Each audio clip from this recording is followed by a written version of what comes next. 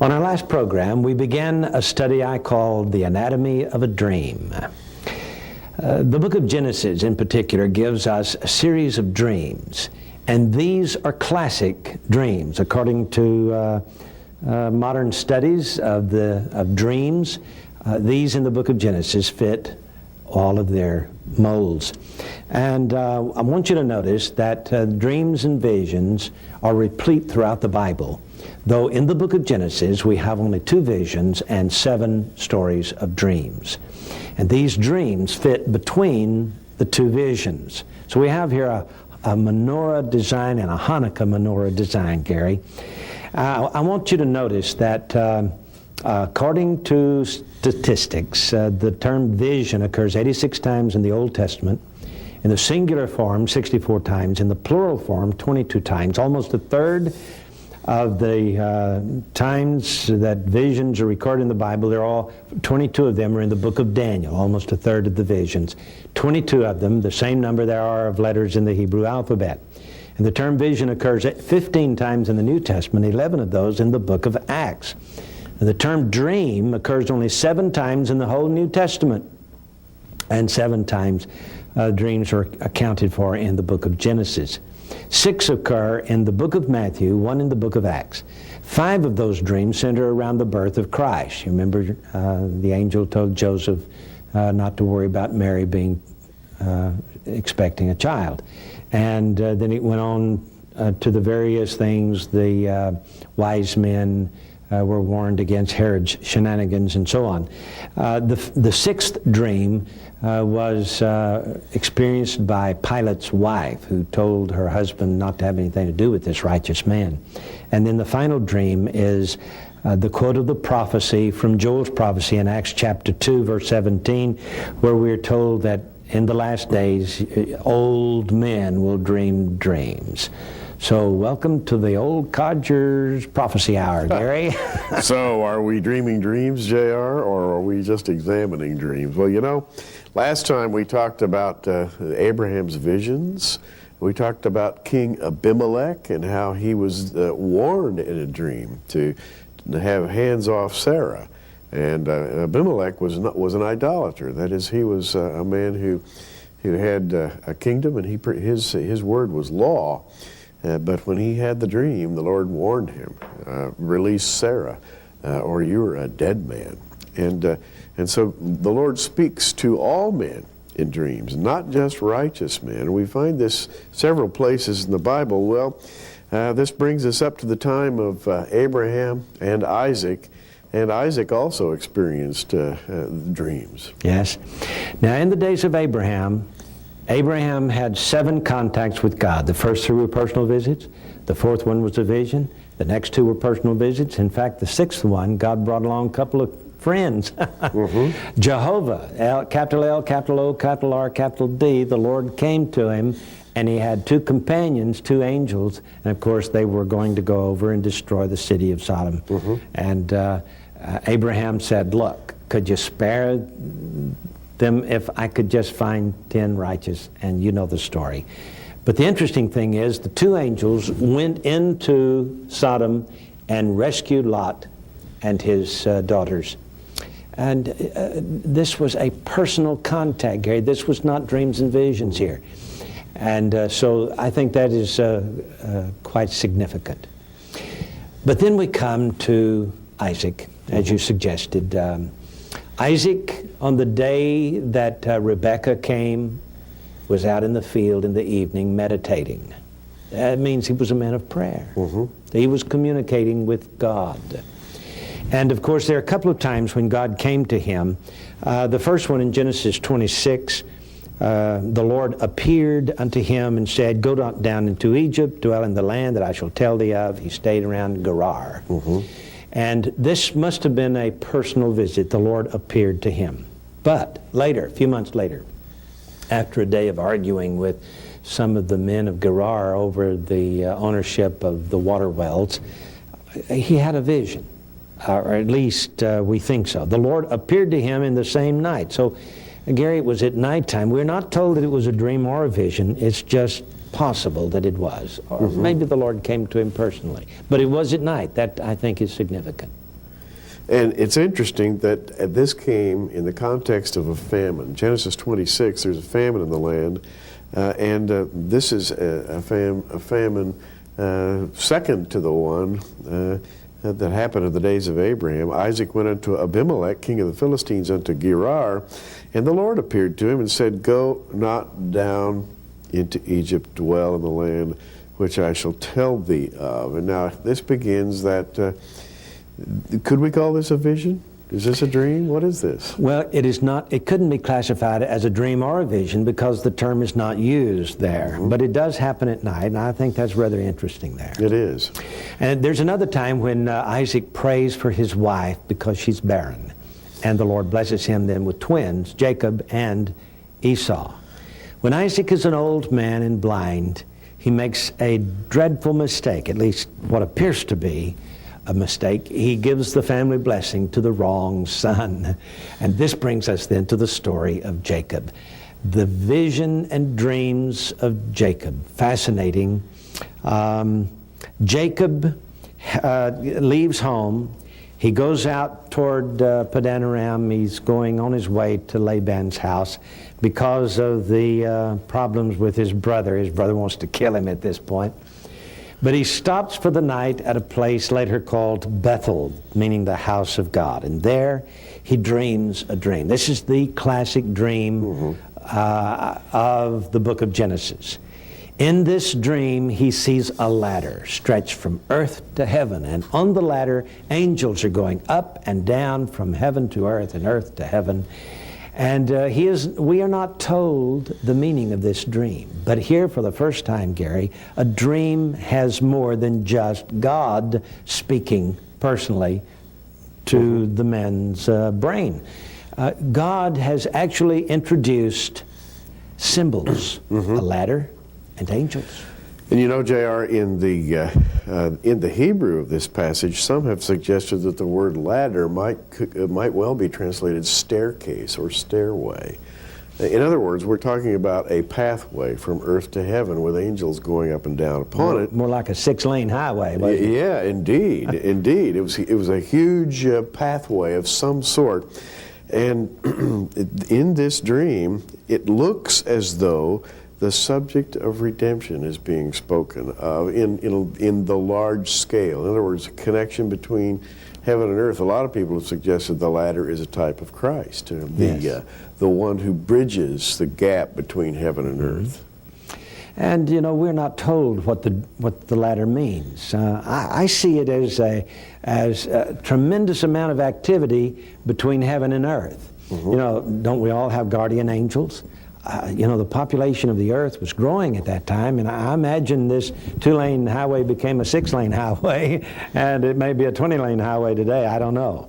But it does seem to note activity between heaven and man. The message fascinates me, because here in Genesis 28, 13 and 14, the Lord begins to speak to him. I'm the Lord God of Abraham thy father, the God of Isaac. The land whereon thou liest, to thee will I give it, and to thy seed. And thy seed shall be as the dust of the earth. And I'll just stop right there rather than reading the rest of it, because this is discussing the promised seed, which goes all the way back to that prophecy in Genesis about the seed of the woman, or shall we say the seed of the Messiah coming out of the household of Abraham. Yes. And so that dream, J.R., is an important message to Jacob. It tells him who he is. Yeah. Now, this dream has 2 classic components to it. One, symbols. But secondly, a revelation from God. God thinks it's important enough to stand above that ladder, even though there's a lot of activity between the population on planet Earth and the population of guardian angels in heaven. God stops long enough to say, Jacob, you're special. I'm going to save the world through you and your posterity. I think that's most interesting, most important. Now, the next dream we have is when Jacob gathers his wives, I guess 20-something years later, and he says, we need to leave. We got problems coming. We need to leave. And let me tell you why I've got all this big herds of cattle, and your father Laban is just left with scrawny stuff. He said, I had a dream one time that I was going to get all of the ring-straked and grizzled cattle, all of the speckled cattle. He says, I had a dream. I saw it in a dream. Well, we know the shenanigans, he went through with all those rods of poplar wood and chestnut and so on. But he could have saved himself all that trouble. The dream, he thought, was an idea. And that brings us to the concept of dreams that provide ideas and inspiration. We'll talk about that when we return in just a moment. In Genesis chapter 31, verse 10, Jacob gathers his wives around him and says, It came to pass at the time that the cattle conceived that I lifted up mine eyes and saw in a dream, and behold, the rams which leaped upon the cattle were ring-straked, speckled, and grizzled.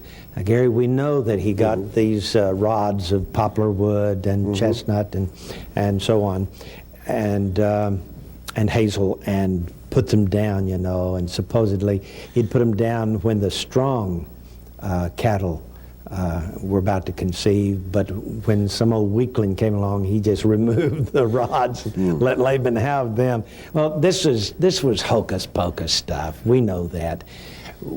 So the dream really wasn't an idea maker, but he thought it was. Actually, though, God could have been giving him some notion of crossbreeding here, because he saw in his dream cattle which had certain markings, or patterns, and which gave him the notion, maybe I can control a little bit of the breeding here. Yeah. He was given, in other words, an idea that could be applied to everyday life. Yeah. Now, as I looked into what the Association for the Study of Dreams had to say about dreams of our modern day, they mentioned that scientific studies of the dreams talk about studies of these dreams are useful to understand one's feelings, thoughts, and motives. It is said that the interpretation of dreams is sometimes found to be helpful in solving problems.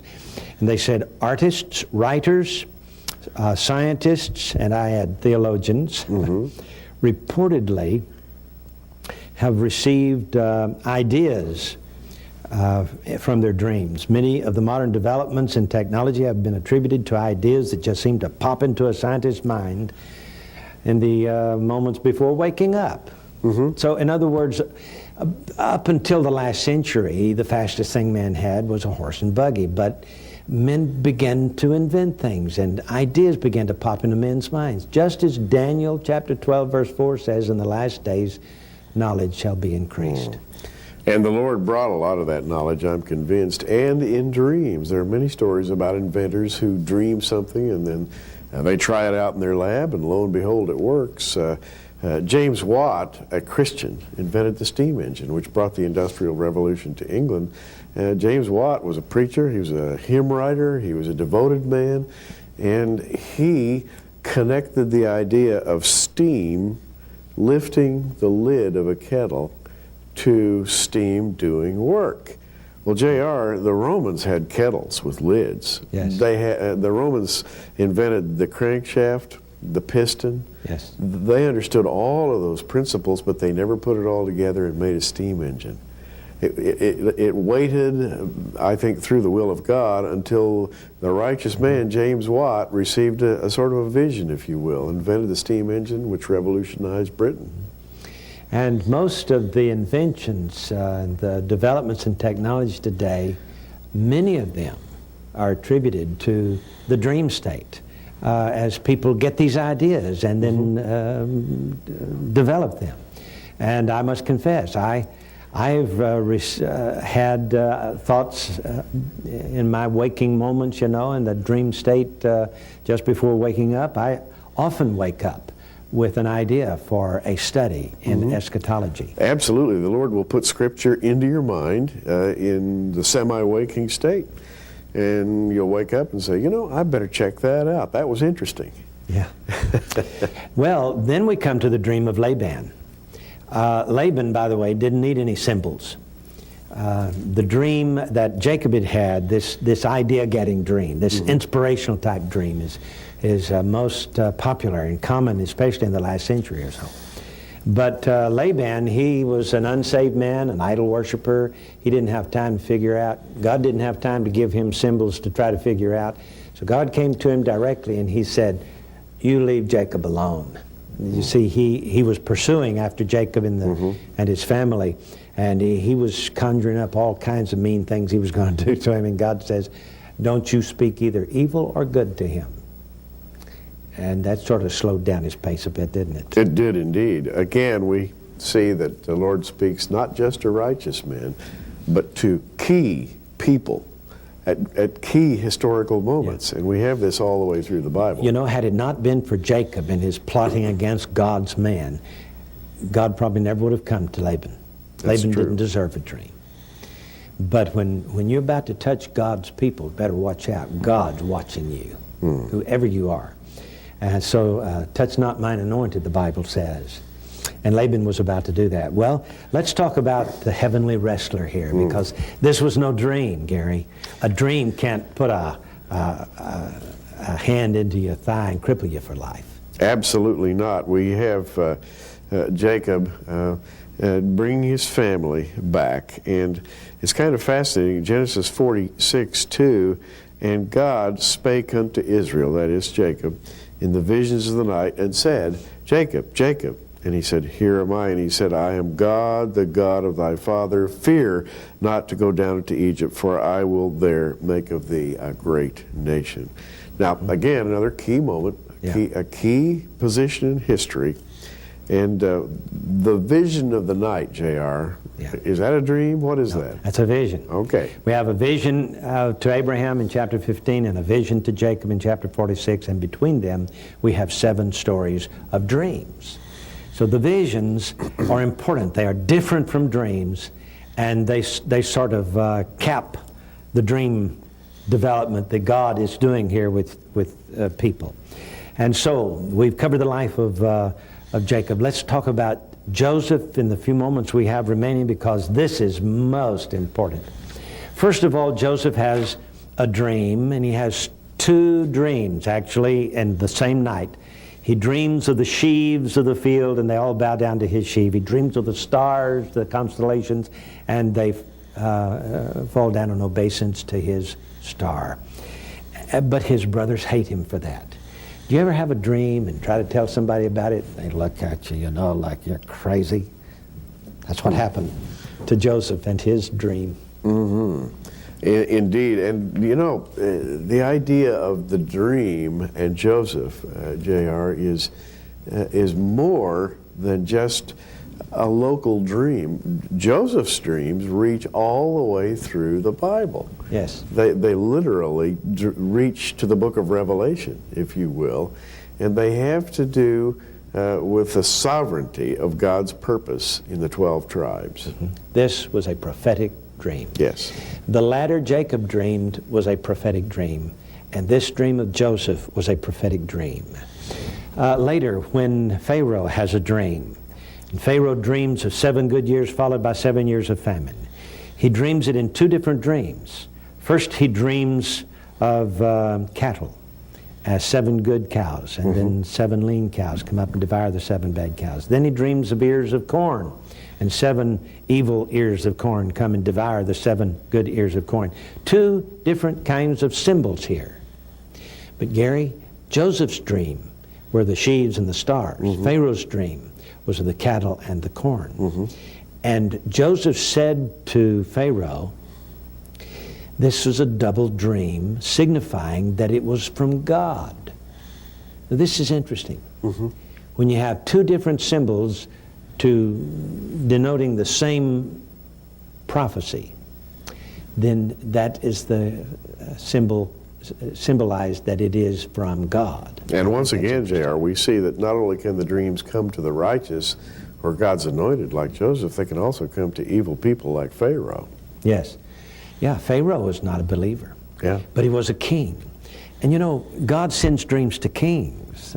King of Abimelech of Gerar, King Nebuchadnezzar, he was not a dedicated believer, but he was a ruler of people. And who knows but what other kings and presidents and leaders of nations, even in modern times, have received inspirations from God. No doubt about it.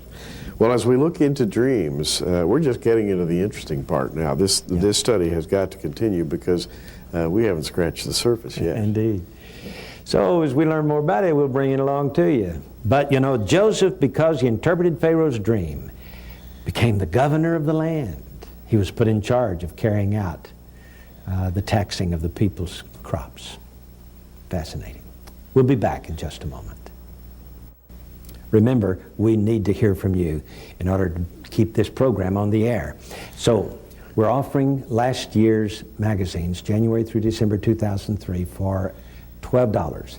I hope you'll get these. If you don't have them, or if you've misplaced some, or if you'd like to get them for your pastor or church library, they're here for you. But we also offer 5 years, 60 magazines.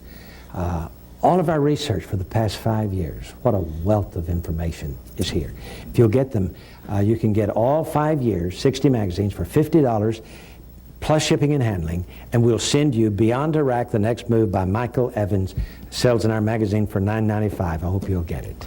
Gary? Yeah, and JR, by the way, that book on Iraq is very timely, Prophetic Study of Babylon. Yeah. And maybe you'll subscribe to our magazine. This is J.R. Church and Gary Sturman. Until next time, keep looking up.